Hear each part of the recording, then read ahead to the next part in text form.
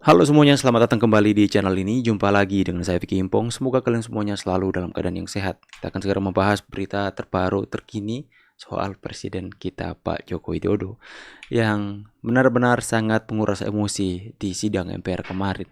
Sampai Pak Luhut meneteskan air mata, Pak Prabowo sampai berdiri memberikan penghormatan. Sampai saya pikir semua rakyat Indonesia yang menyaksikan ini pasti akan terharu dan meneteskan air mata. Karena apa yang sudah Jokowi lakukan hari ini untuk kita semua itu benar-benar berdampak yang sangat besar. Kita akan segera bahas videonya. Saya kalau boleh mungkin agak sentimental, selamat jalan Pak. Bapak akan menjadi kenangan yang indah buat Indonesia. Saya ingat Pak, di depan pintu masuk istana yang belakang Bapak firm untuk ban ekspor nikel ore. Dan itu merupakan tantangan, kita kehilangan 1,5 miliar waktu itu. Tapi sekarang buahnya kita lihat Pak, kita disegani, dihormati, dan teknologi kita tambah bagus. Dan ekspor kita akan meningkat. Masih ada 2-3 bulan ke depan. Saya yakin sekali lagi, hakul yakin bahwa apa yang sudah Bapak letakkan ini akan menjadi landasan buat kita semua. Ada cerita apa di balik peresmian pabrik bahan anoda? Ya sebenarnya saya tahu udah siapin pidato saya.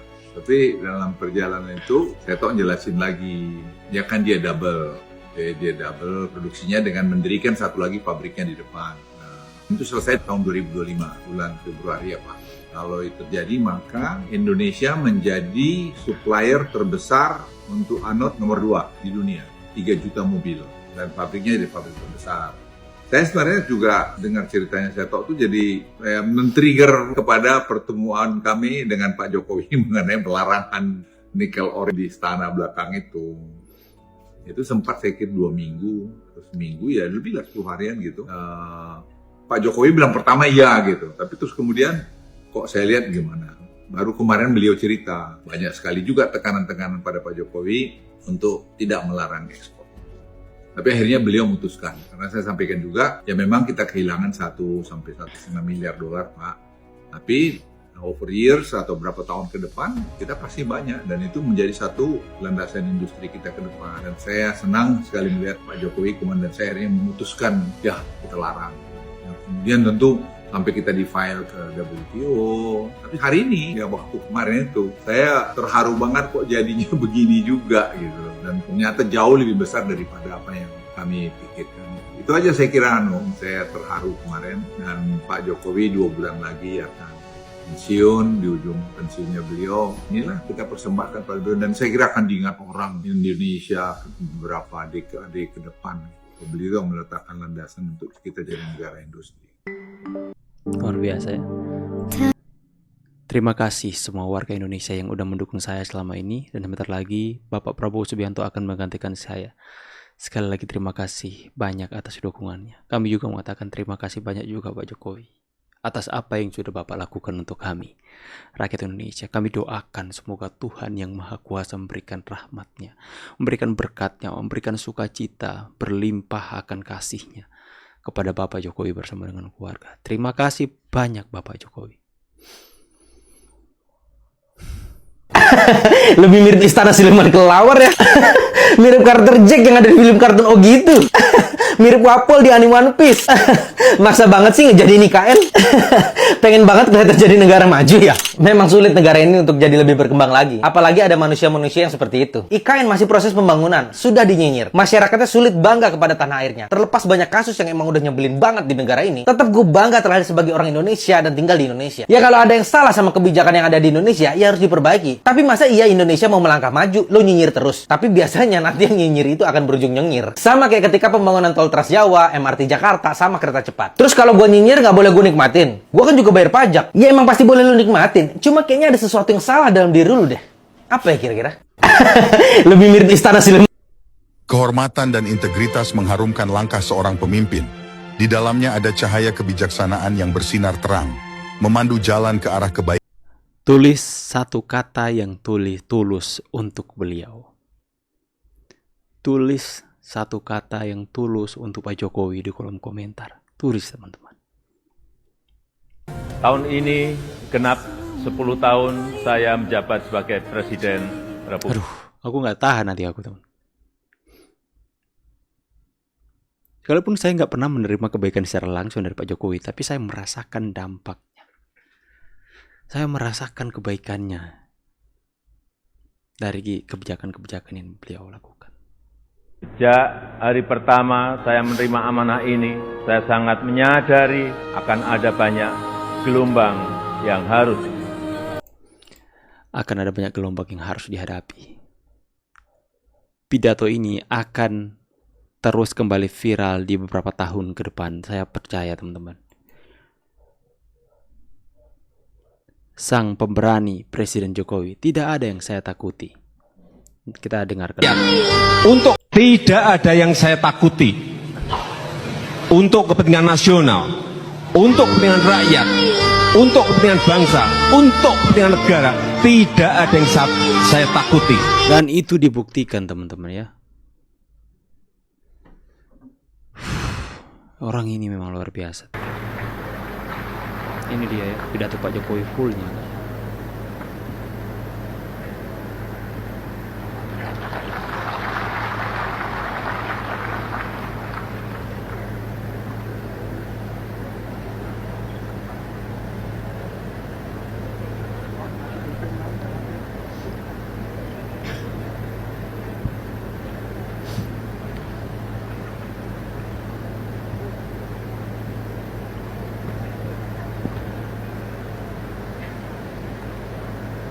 Bismillahirrahmanirrahim.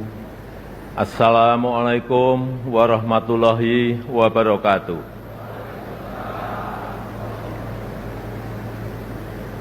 Selamat pagi, salam sejahtera bagi kita semuanya. Kita saksikan full Shalom, aja teman-teman. Om Swastiastu, Namo Buddhaya, salam kebajikan. Yang saya hormati Wakil Presiden Republik Indonesia, Bapak Profesor Dr. Kiai Haji Ma'ruf Amin, beserta Ibu Hajah Wuri Ma'ruf Amin. Yang saya hormati Ketua, para Wakil Ketua, dan para anggota Majelis Permusyawaratan Rakyat Republik Indonesia. Yang saya hormati Ketua, para Wakil Ketua, dan para anggota Dewan Perwakilan Rakyat Republik Indonesia. Yang saya hormati Ketua, para Wakil Ketua, dan para anggota Dewan Perwakilan Daerah Republik Indonesia. Yang saya hormati Ketua, para Wakil Ketua, dan para anggota lembaga-lembaga negara. Yang saya hormati Bapak Jenderal TNI Purnawirawan Tri Sutrisno, yang saya hormati Bapak Haji Muhammad Yusuf Kalla, yang saya hormati Ibu Soraya Hamsahas, yang saya hormati Yang Mulia para Duta Besar negara-negara sahabat dan para pimpinan perwakilan badan dan organisasi internasional, yang saya hormati para Menteri Kabinet Indonesia Maju, Jaksa Agung, Panglima TNI, Kapolri, dan Kabin. Yang saya hormati para Ketua Umum Partai Politik, Bapak Ibu, Saudara-saudara sebangsa dan setanah air, para hadirin dan undangan yang saya muliakan. Tahun ini genap 10 tahun saya menjabat sebagai Presiden Republik Indonesia. Dan genap 5 tahun Bapak Profesor Kiai Haji Ma'ruf Amin menjabat sebagai Wakil Presiden Republik Indonesia. Sebuah tanggung jawab dan kepercayaan besar yang tidak pernah kami bayangkan sebelumnya. Sebuah mandat dan amanah besar yang tidak pernah kami pikirkan sebelumnya. Sejak hari pertama saya menerima amanah ini, saya sangat menyadari akan ada banyak gelombang yang harus dihadapi. Akan banyak tantangan yang harus diselesaikan. Tapi dari awal saya juga yakin dan sangat percaya bahwa saya tidak sendirian. Ada cita-cita dan harapan masyarakat. Ada dukungan dan doa dari rakyat yang selalu mengiringi dan menguatkan. Senyum, sapa, dan doa Bapak Ibu dan saudara-saudara sebangsa setanah air semua adalah sumber kekuatan saya, dan hari ini 16 Agustus 2024 di momen terakhir saya dan Profesor Kiai Haji Ma'ruf Amin berdiri di sini. Izinkan kami menyampaikan terima kasih yang tulus, terima kasih yang sebesar-besarnya kepada Bapak Ibu semua, kepada seluruh rakyat Indonesia dimanapun berada, yang selama 10 tahun ini telah dengan kuat bersama-sama melintasi tantangan demi tantangan, menapaki langkah demi langkah, dan menghadapi terjadinya perubahan demi perubahan. Sehingga kita sebagai sebuah bangsa yang besar bisa sampai pada titik ini. Titik yang bisa menjadi titik lontar untuk menggapai kemajuan bersama di masa yang akan datang. Alhamdulillah, selama 10 tahun ini kita telah mampu membangun sebuah fondasi dan peradaban baru dengan pembangunan yang Indonesia sentris. Membangun dari pinggiran, membangun dari desa, membangun dari daerah terluar, sehingga sampai saat ini kita telah membangun 366.000 km jalan desa, 1,9 juta meter jembatan desa, 2.700 km jalan tol baru, 6.000 km jalan nasional, 50 pelabuhan dan bandara baru, serta 43 bendungan baru dan 1,1 juta hektar jaringan irigasi baru. Sehingga kita berhasil menurunkan biaya logistik dari sebelumnya 24% menjadi 14% di tahun 2023. Sehingga kita bisa meningkatkan daya saing dari sebelumnya peringkat 44 menjadi peringkat 27 di tahun 2024. Sehingga kita mampu memperkuat persatuan kita karena akses yang lebih merata dan berkeadilan. Selain itu, ketangguhan kita sebagai sebuah bangsa juga terbukti dari daya tahan kita dalam menghadapi pandemi COVID-19, dalam menghadapi perubahan iklim, dan dalam menghadapi geopolitik dunia yang semakin memanas. Patut kita syukuri, alhamdulillah, Indonesia merupakan satu dari sedikit negara yang mampu pulih lebih cepat, bahkan terus bertumbuh. Pertumbuhan ekonomi kita terjaga di kisaran 5%, walau banyak negara tidak tumbuh, bahkan melambat.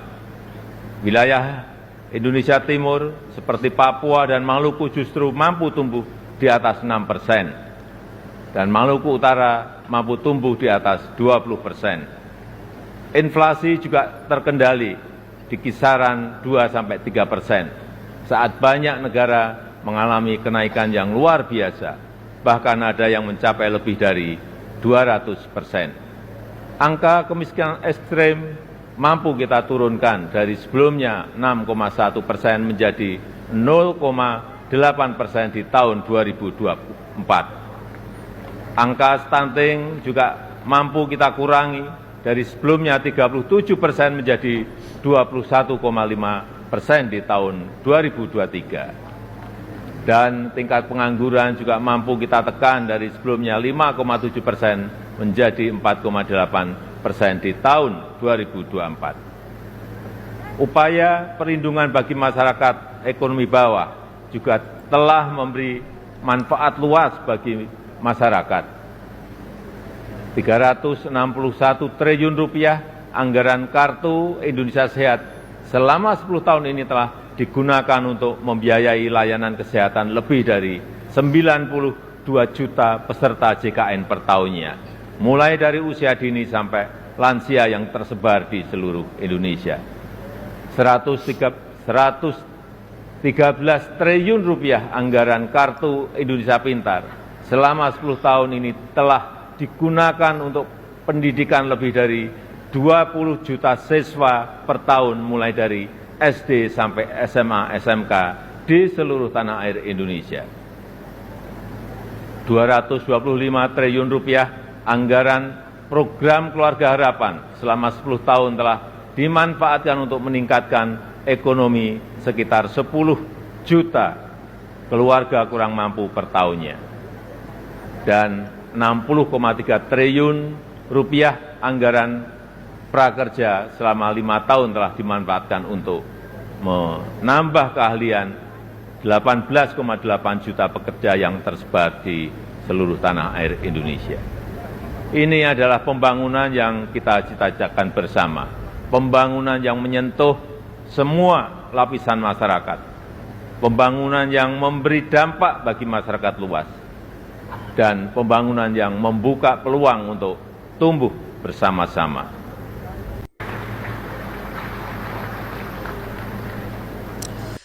Luar biasa teman-teman ya, saya sampai tertegun apa yang disampaikan oleh Pak Jokowi.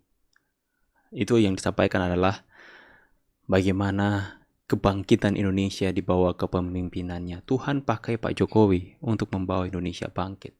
Maka dari itu kita perlu untuk mensyukuri apa yang sudah terjadi hari ini. Ya, kita doakan semoga Pak Jokowi selalu dalam keadaan yang sehat teman-teman bersama dengan keluarga. Dan saya berharap juga ketika masa jabatannya berakhir, Pak Jokowi tetap mengambil alih sebagai penasehat agung dalam pemerintahan. Sayang kalau pengaruh yang begitu besar itu tidak dimanfaatkan dengan baik. Saya pamit dulu teman-teman. See you in the next video and God bless.